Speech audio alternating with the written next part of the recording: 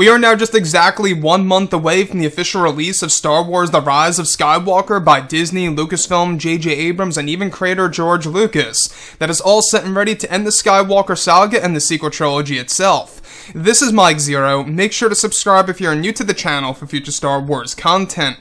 Now, with that being said, the fact that we are now just 1 month away from the official release of this movie, this is where the marketing of Episode 9 is actually going to start ramping up. Today, we actually got a first look by EW, we actually got new images that dropped today, tons of new interviews by J.J. Abrams, new secrets about the Rise of Skywalker that we will be going over later on today.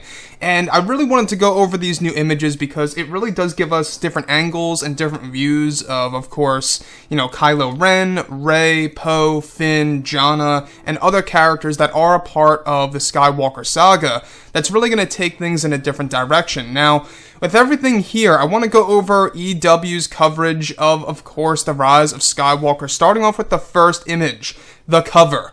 Now, what's really great about the cover here is that we do get two new angles of both Rey and Kylo Ren. Now, on the cover, I just gotta say one thing here, that I believe that what they should have really added in here, in the background, at the very minimum, was to at least have maybe Palpatine lurking in the background over our heroes and the villain Kylo Ren. And there's something about when you look at Rey and Kylo Ren on the cover of this photo, I don't know about you guys, but it almost looks like as if they are civil toward each other, and that could very well allude to the fact that there is going to be some kind of redemption in the Rise of Skywalker toward the third act of the film, like the leaks do suggest. So, as we go through this, I want to go over to the next image that actually covers more of the other characters that's actually going to be a part of this film.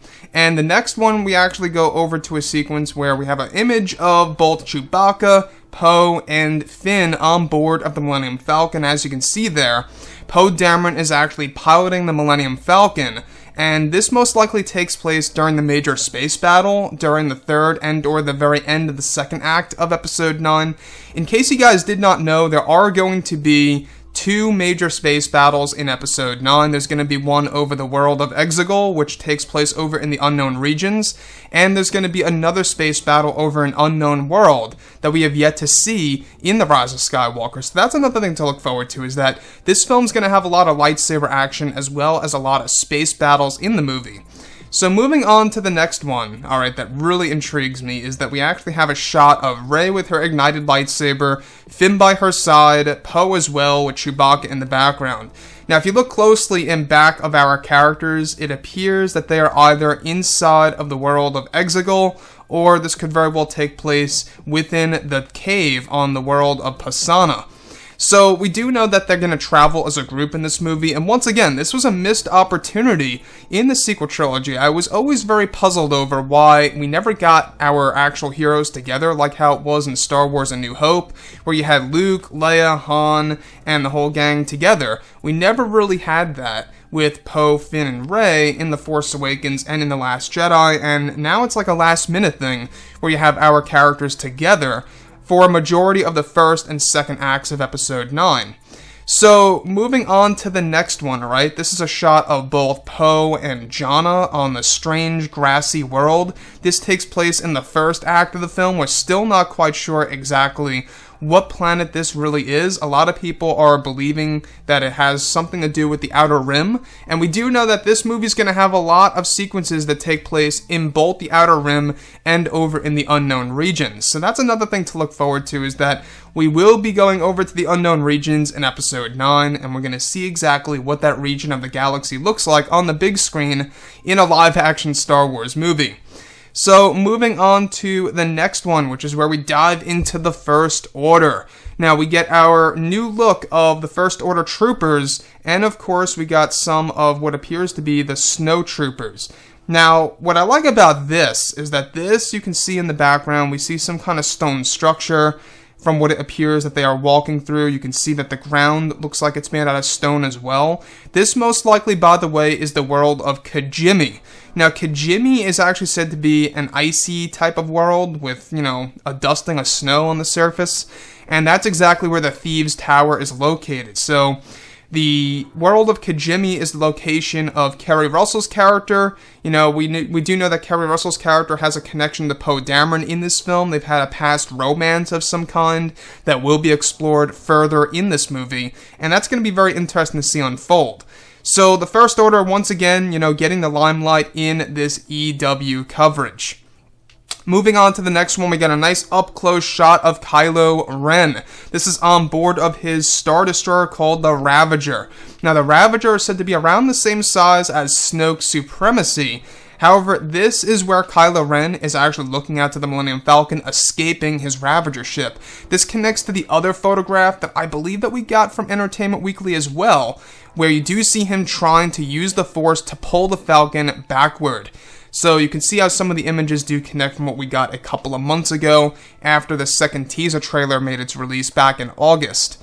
Now, moving on through here, as we get toward the end, we have General Pryde, or should I say Allegiant General Pryde, portrayed by Richard E. Grant. Now, he's actually said to be a part of the new Sith Empire eventually in The Rise of Skywalker, transferring from the First Order over to the new Sith Empire, and that's going to be a very interesting transition. Let me tell you one thing here. I mean, if they really wanted to, they really could have made General Pryde a relative to that of General Hux if they wanted to. There's something about Grant here that reminds me of Hux. I know that they couldn't make him his father because his father's dead, but if you actually think about it, they could have made him maybe like a uncle or something around those lines to keep that family, you know, poetic aspect of Star Wars alive in the villain sense. That would have been a very interesting way to go. Alright, so moving on through past General Pryde, we have another shot of Rey on the mysterious jungle world where she's training with the actual training droid, where she's got the Skywalker lightsaber reforged, and you do see that, of course, she's training through the ways of the Force and the Jedi. This is actually said to be a moment where Leia is going to be Rey's master temporarily, telling her what to do through the ways of the Force. And as we approach the last two images, I want to go over this shot where they are just below the Tentive 4. So the Tentive 4 is actually going to be making an epic return in Episode 9.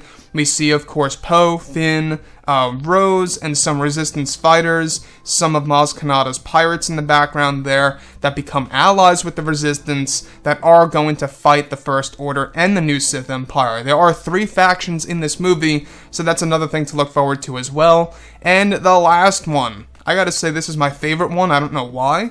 Maybe it's the angle, but we have Kylo Ren here on the second Star Destroyer, second Death Star, second Death Star surface, where you do see one of the turrets in the background, and you can see that a wave of water is approaching him from behind.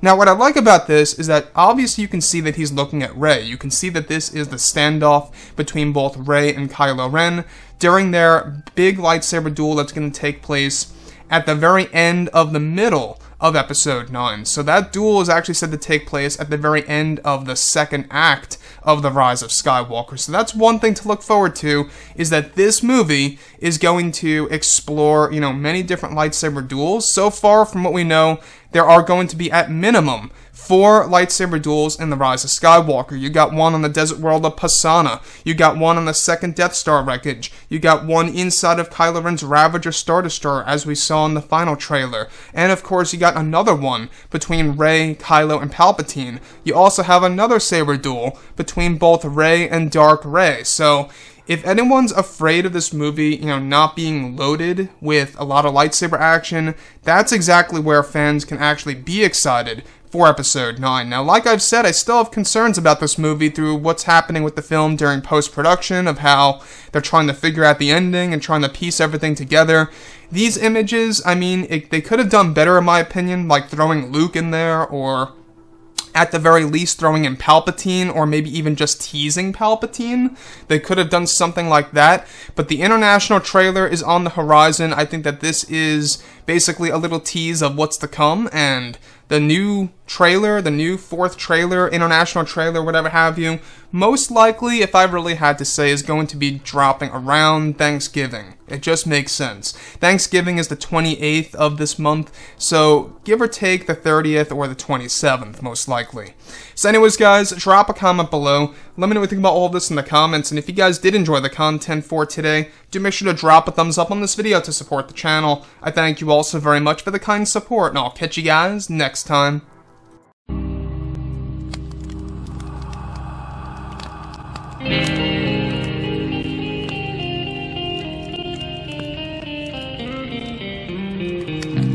Gun in hand, we are alone again. No, I'm not the one from night to moon.